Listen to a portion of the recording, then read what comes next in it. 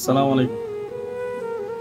দেখেন, বাপ এমন একটা জিনিস, বাপ ধরে তুমি জীবনে থাকতে পারতো না। এই জীবনে চলতে হলে তুমি সবার লগে মিলিমিশে থাকতে হইব।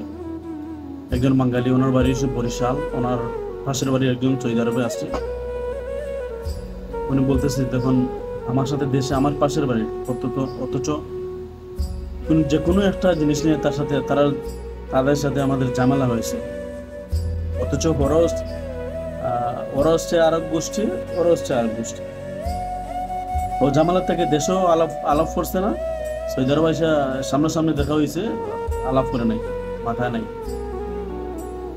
তো ওইটাই বলবো ভাই, বাপ লইয়া তুমি জীবনে চলতে পারো না। তুমি চলতে হলে, বাঁচতে হলে বর্তমান জমানা তুমি সবার লগে মিলেমিশে থাকতে হবে।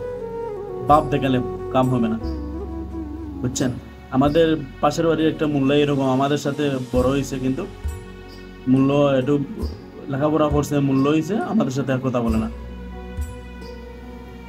উদাহরণ দিয়েছে এইটাই, আমাদের বাড়ির একটা পাশের বাড়ি আর কি। ওরা অন্য গোষ্ঠী, আমরা অন্য গোষ্ঠী। আমাদের সাথে একসাথে খেলাইছে ছোটবেলা থাকতে। মাঝখানে চলে গেছে, মাদ্রাসায় লেখাপড়া করে আসছে, বড় মূল্য হয়ে আসছে তো। বড় মুফতি হয়ে আসার পর থেকে আর আমাদের পাশে হেঁটে গেলে আমাদেরকে আর মাথায় না।